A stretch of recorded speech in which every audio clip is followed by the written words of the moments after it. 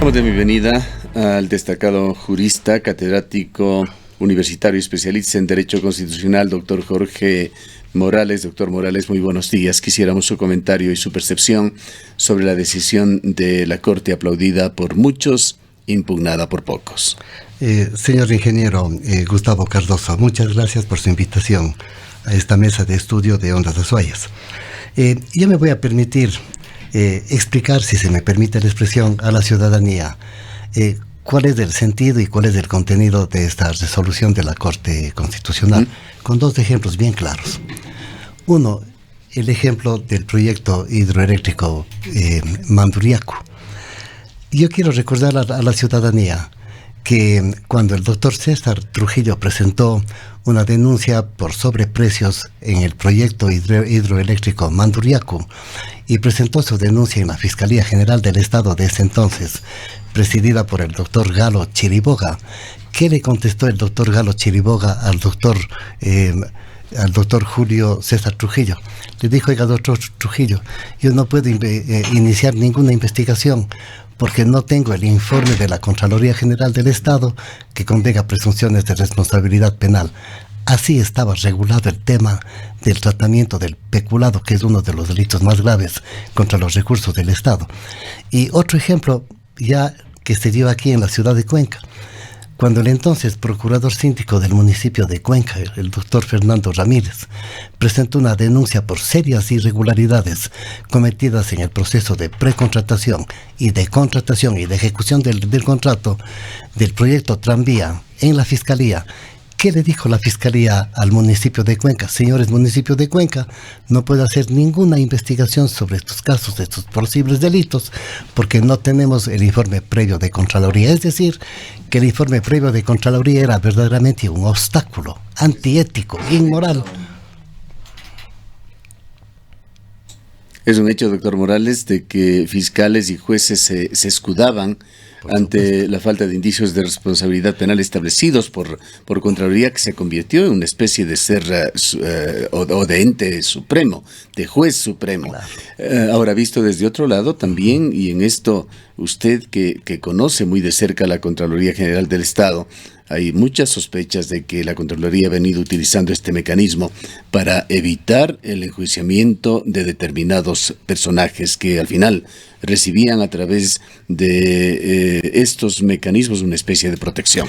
Justamente es lo que hizo el señor Carlos Polit, guardarse en el cajón de su escritorio todas las denuncias sobre irregularidades, dejar pasar 7 años de los que hablaba la ingeniera Dora Ordóñez para que supuestamente perdiera la facultad de la Contraloría para emitir informes con responsabilidad penal, y la Fiscalía General del Estado estaba entonces obstaculizada de iniciar cualquier investigación. Por eso es que las opiniones que vierte la ingeniera Dorita Ordóñez no son acertadas. No es que el delito de peculado va a prescribir o prescribía en 7 años porque la Contraloría no puede pierde facultad para hacer esos informes durante ese periodo. Lo que sucede es que se trata de una medida solamente administrativa nomás. La Contraloría pierde facultad para examinar los hechos ocurridos hace 7 años, nada más. Pero con la resolución de la Corte Constitucional tenemos abierta de nuevo la puerta para que este plazo ya no existe. Ya no hay claro. Este plazo, porque es un plazo administrativo. Que le expresábamos, es decir, si la Contraloría ya no tiene que dar hoy ya es irrelevante. Más bien este informe, exacto, el plazo desaparece, pero realmente desconocíamos si existía alguna otra disposición de carácter reglamentario, legal o constitucional que impide el plazo. Ya no existe. Entonces, es solamente un plazo de carácter administrativo que tiene la Contraloría, pero el plazo que tiene la Fiscalía para hacer averiguaciones sobre posibles delitos de peculado, son delitos imprescriptibles. Son imprescriptibles y vuelven a ser imprescriptibles. Esto es lo importante en lo que usted justamente ponía el acento, ingeniero. Son imprescriptibles con retroactividad desde 1998, tal como lo reconoce la actual resolución de la Corte Constitucional.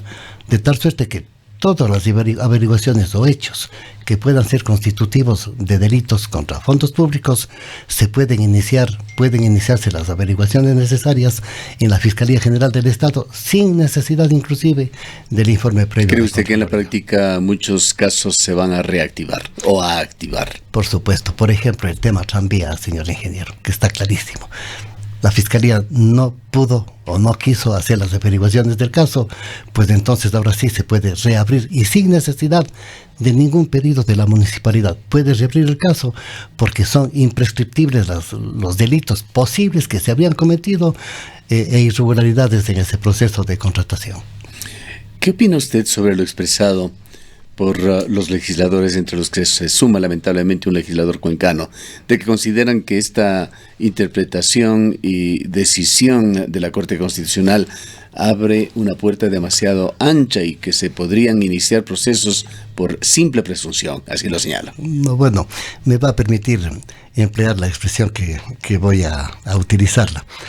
Son versiones o son interpretaciones pintorescas de estos señores asambleístas legisladores, por cuanto la Corte Constitucional acaba de establecer o de resolver lo que debían haber resuelto desde hace mucho tiempo, la imprescriptibilidad tal como está constitucionalmente prescrita en la Constitución Política.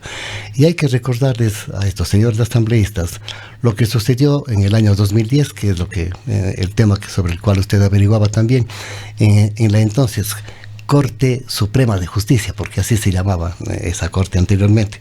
¿Qué es lo que sucedió con la Corte Suprema de Justicia? Se pusieron de acuerdo, nada menos que Contralor General del Estado, el señor Polit, que el entonces Procurador General del Estado y la Fiscalía General del Estado, para hacer una consulta al Pleno de la Corte Suprema de Justicia. Y el Pleno de la Corte Suprema de Justicia, en contubernio, en acuerdo con estos señores antes mencionados, emite esta resolución de que es imposible iniciar averiguaciones sobre delitos de peculado y delitos más conexos. Es imposible si antes no se cuenta con el informe previo de Contraloría. De ahí nació este tema y luego se consagró este tema, o se estableció en el artículo 581, aprobado por estos señores asambleístas que ahora se oponen, en el sentido de que el Código Orgánico Integral Penal establecía la prohibición de iniciar cualquier averiguación e investigación penal de esta naturaleza si antes no se contaba con el informe previo de Contraloría. Ellos son los autores de este tremendo error jurídico. Por eso es que están opuestos actualmente.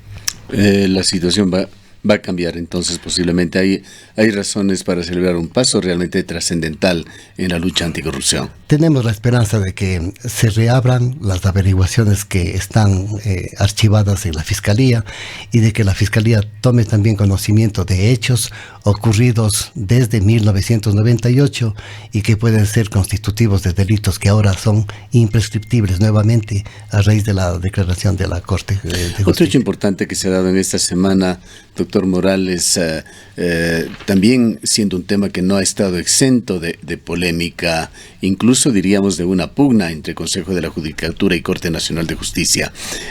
Hace 2 días se entregó ya por parte del Consejo de la Judicatura la metodología para la evaluación de los jueces nacionales. ¿Qué trascendencia tiene esto? Esto es sumamente importante por los siguientes motivos. La ciudadanía debe recordar que se conformó un comité de expertos, así se llamó, entre los cuales estuvo precisamente un cuencano, el doctor Teodoro Cuello Vázquez, distinguido catedrático universitario, presidente del Consejo Nacional de Educación Superior, magistrado juez de la Corte y ex rector de la Universidad de Cuenca. Y ex rector de la Universidad de Cuenca. Él estuvo en este consejo o comisión de expertos que preparó, ingeniero Gustavo, la metodología de calificación, que se llama así, para calificar a los jueces. Esta calificación es de doble naturaleza, es una calificación cuantitativa y una calificación cualitativa. La calificación cuantitativa, ¿en qué consiste? En medir cuántas veces, por eso toman el nombre de cuantitativa, cuántas veces ha asistido el juez a sesiones del Pleno de la Corte Nacional de Justicia, cuántas veces los jueces han asistido a audiencias, cuántas sentencias han emitido dentro del parámetro de productividad, cuántas veces han faltado a su trabajo, calificación cuantitativa. Pero lo importante, a la que le dan 20 puntos sobre 100. Lo importante es la calificación cualitativa sobre 80 puntos, el 80%. Y esto tiene un antecedente que me parece muy interesante que sea conocido por la ciudadanía. Se trata de lo siguiente.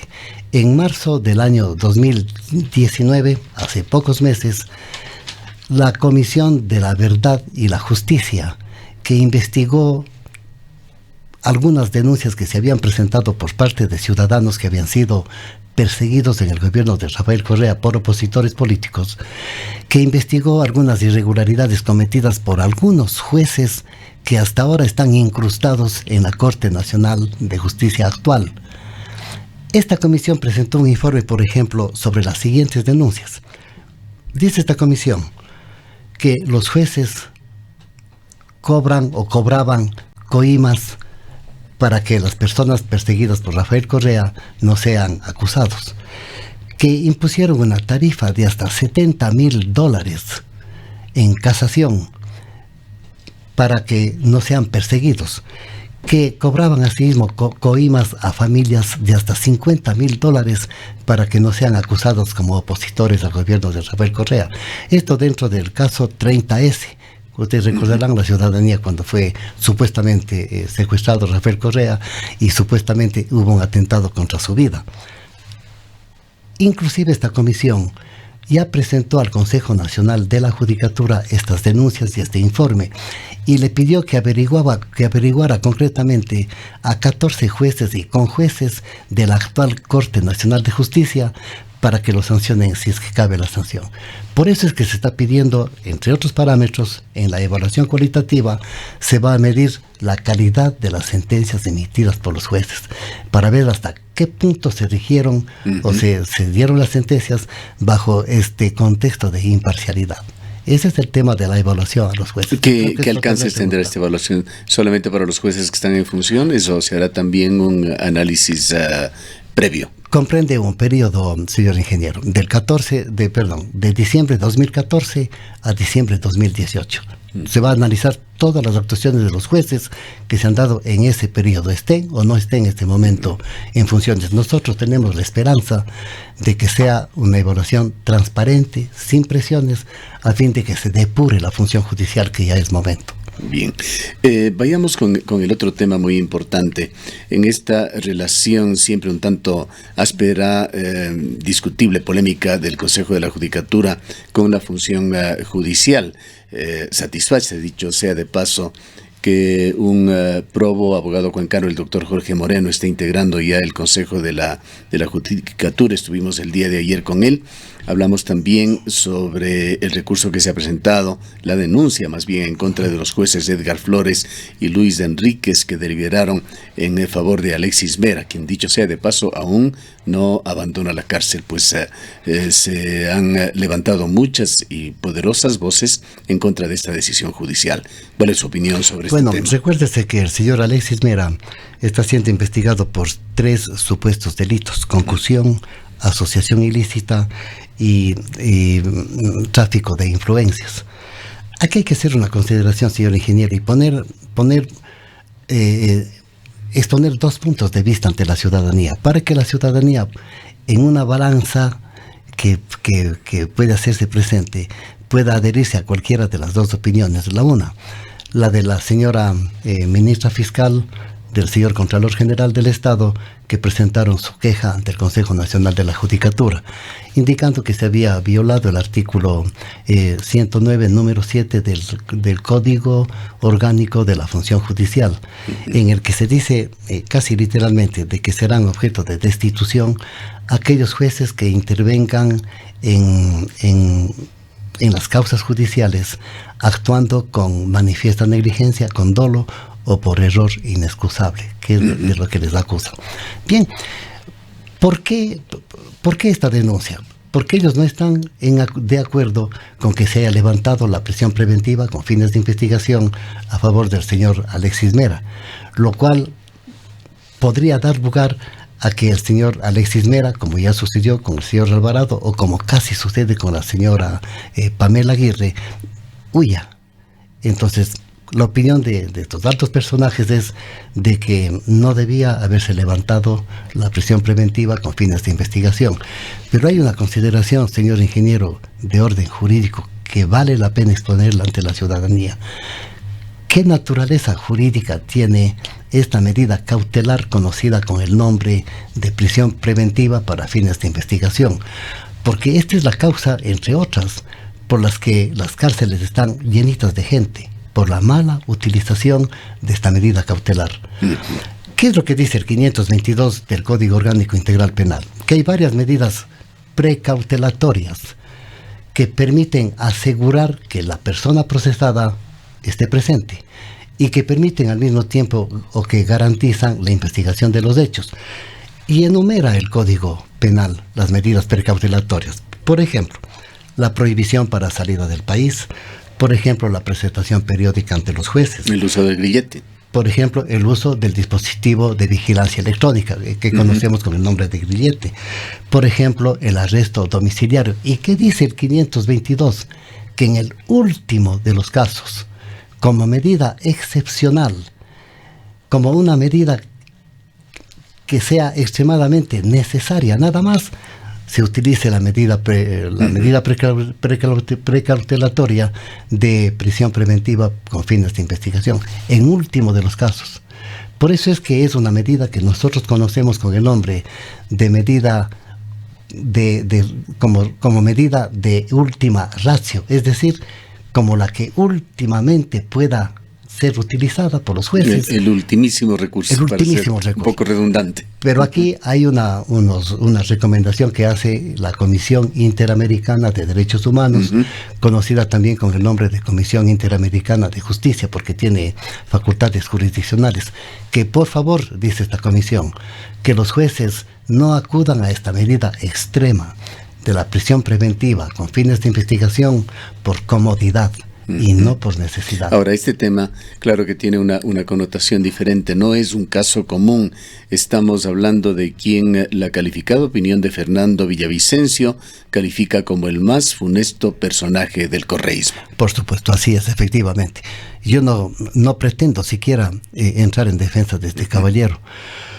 La verdad es de que esta medida preventiva es para sujetos, entre otras razones, para sujetos que son extremadamente peligrosos.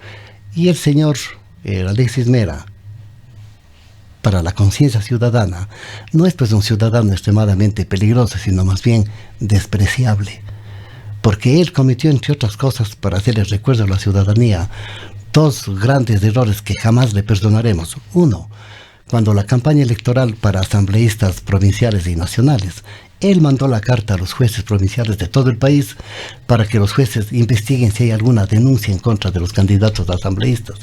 Y el otro asunto que también es gravísimo, este caballero, aprovechándose del poder que tiene o que tuvo como secretario jurídico de la Presidencia de la República, envió asimismo a los jueces una prohibición expresa de que aceptaran acciones de protección contra el Estado, so pena de que tengan que pagar las indemnizaciones que correspondan y so pena de destituirles, de tal suerte que es un sujeto totalmente despreciable. Y en este contexto, entiendo yo, se habrá referido el señor Fernando Villavicencio, investigador periodista, precisamente.